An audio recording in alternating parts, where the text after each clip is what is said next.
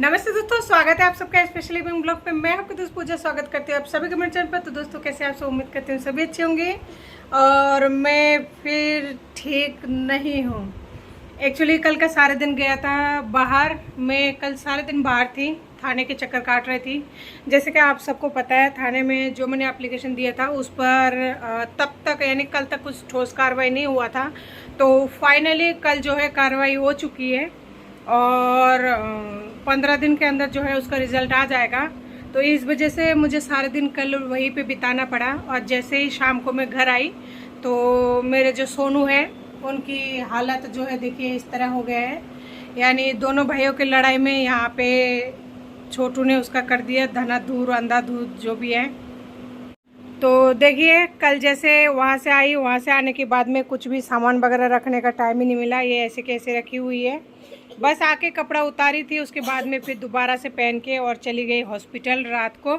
और देखिए सोनू को यहाँ पे लगी है बहुत बुरी तरह से चोट। इस चोट की वजह से जाना पड़ा हॉस्पिटल। और अभी डॉक्टर ने देखिए कानों के अंदर है ना, मैं आपको दिखा देती हूँ। देखिए ये कुछ डला हुआ है, तो कानों के अंदर जो है बच्चे का अभी कुछ डला हुआ है, दवाई वगैरह मेडिसिन देके। और डॉक्टर ने बोला है उसमें पानी वगैरह कुछ भी लगाने का नहीं, और बरसात की टाइम में थोड़ा ध्यान रखने का। तो अभी सुबह के 8:30 बज रही है। अभी बच्चों ने मतलब बस उठाई है, तो बिस्तर वगैरह कुछ भी ऐसे नहीं हुआ। तो अभी देख सकते हैं यहाँ पे कल रात को दवाई लेके आई थी, हॉस्पिटल गई थी, तो छोटू के लिए उन्होंने दवाई दिया है। एक्चुअली छोटू का भी बहुत दिन से तबीयत ख़राब हो रहा था, सही नहीं हो पा रहा था, लेकिन टाइम नहीं मिल पा रहा था। तो फाइनली कल एक साथ ही दवाई लेके आई। ये छोटू का दवाई है, ये दवाई दी है और यहाँ पे दी है ये छोटू को देने के लिए। अभी तक निकाला नहीं, सोचा सुबह मतलब अभी उनको कुछ खिला के फिर दूंगी।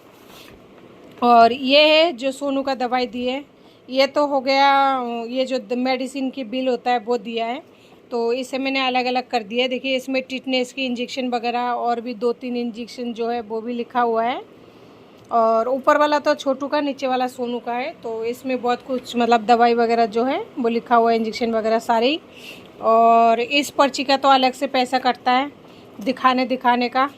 तो ये है वो, तो मेडिसिन और ये हो गया पर्ची। और ये है हमारा दवाई जो सोनू को देने के लिए दिया है। देखिए एक तो ये हो गया और यहाँ पे ये कुछ है, और फिर ये हो गया, ये ट्यूब है लगाने का। तो कल शायद सुबह या फिर दोपहर को वो पट्टी उतार के ये ट्यूब लगाने के लिए बोला है। और ये भी है, उसी का ही है। तो दोस्तों लगातार 3-4 दिन हो गए मुझे हॉस्पिटल के चक्कर काटते हुए। सुबह निकलती हूँ घर से थाने में, और थाने से फिर कभी कहाँ कल जैसे घर आई तो देखा यहाँ पे बच्चों की ये स्थिति हो रही है, तो हाथों हाथ बस कपड़े उतार के फिर चली गई। और रात को 10-11 बजे आई, उसके बाद में बच्चों को खाना वाना कुछ ही नहीं खिला पाई, जो हकीकत बात है। बच्चों को दूध दे दिया, छोटू को दूध दे दिया था और सोनू को कुछ नहीं दे पाई।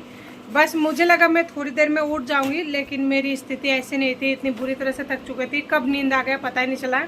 और जब आंखें खुली तो रात की 2:30 बज रहा था। तो उस टाइम बच्चे वैसे भी नहीं खाते, तो फिर मैंने भी नहीं जगाया। तो फाइनली कल का रात और दिन हमारा ऐसी रही। और आज का दिन है जो अभी बच्चों को खाना वाना खिला के, और यानी 10 बजे 11 बजे घर से फिर से एक बार निकलूँगी थाने के लिए। क्योंकि कल है ना मैं वहाँ पे आधार कार्ड वगैरह नहीं दे के आई थी, तो आधार कार्ड और फ़ोटो वगैरह जो भी है वो देने के लिए मुझे जाना पड़ेगा। लेकिन बात ये है कि ये मैंने पूछा नहीं मैडम से कि उनके पापा का भी फ़ोटो देना है या फिर मेरी या फिर दोनों का जॉइंट फ़ोटो, मैंने पूछा नहीं। तो फाइनली एक बार वहाँ जाऊँगी, वहाँ जाने के बाद ही पता लगेगा। तो यहाँ पे मैंने है ना सब कुछ कर लिया है। जो आप सबको पता है आज 8 बज रही है, तो काम तो ऑलमोस्ट लगभग हो चुकी है। ये बच्चों के लिए रोटी है, ये नीचे पानी है, बस ऊपर रोटी फुली हुई है। तो ये हो चुका है, इसे कर लेती हूँ, हटा देती हूँ तो ठंड हो जाएगा जल्दी।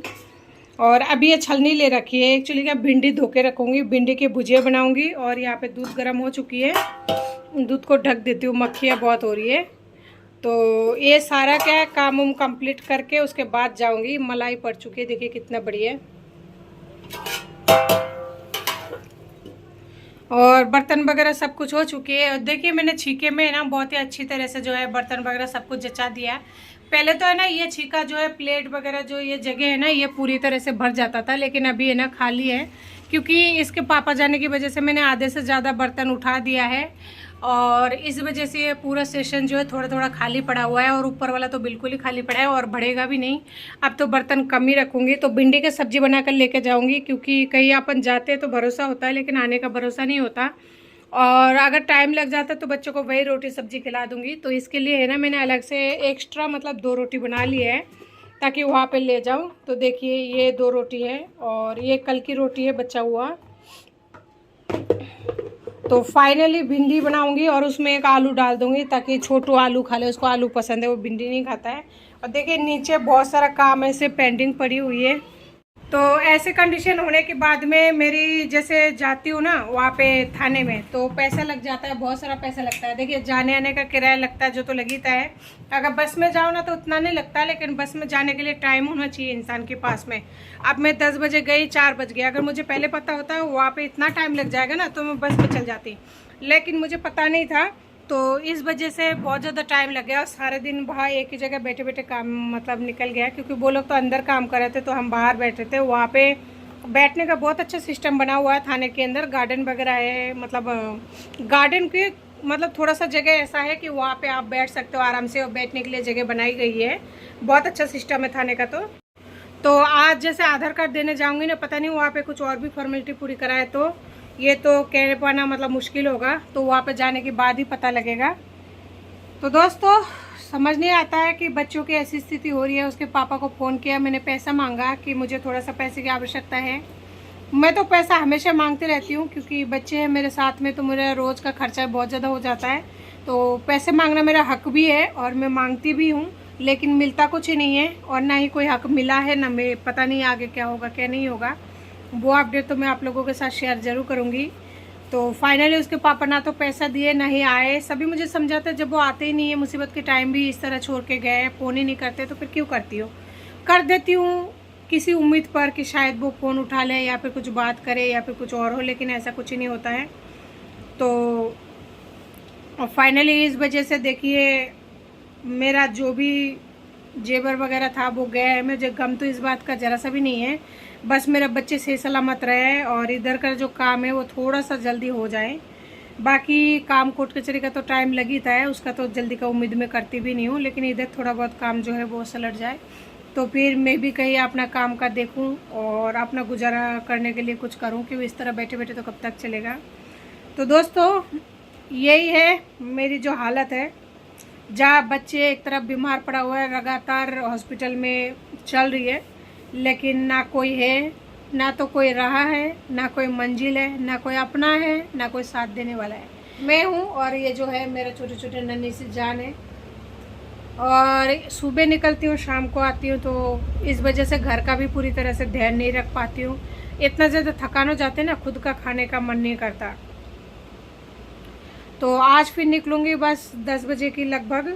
तो दोस्तों अभी बाबू को दवाई वगैरह भी देना है, बहुत सारा काम है, उनको तैयार भी करूँगी, एक जोड़ी कपड़ा भी लूँगी क्योंकि बरसात का मौसम है, पता नहीं कब बरसात आ जाए, डॉक्यूमेंट वगैरह भी लेना है। आज की वीडियो को ये एंड करती हूँ, मिलती फिर नए वीडियो के साथ में। उम्मीद करती हूँ आपको वीडियो अच्छी लगी होगी और अगर अच्छी लगी तो प्लीज़ लाइक शेयर सब्सक्राइब करना बिल्कुल ना भूलें। तो तब तक के लिए नमस्ते, जय हिंद।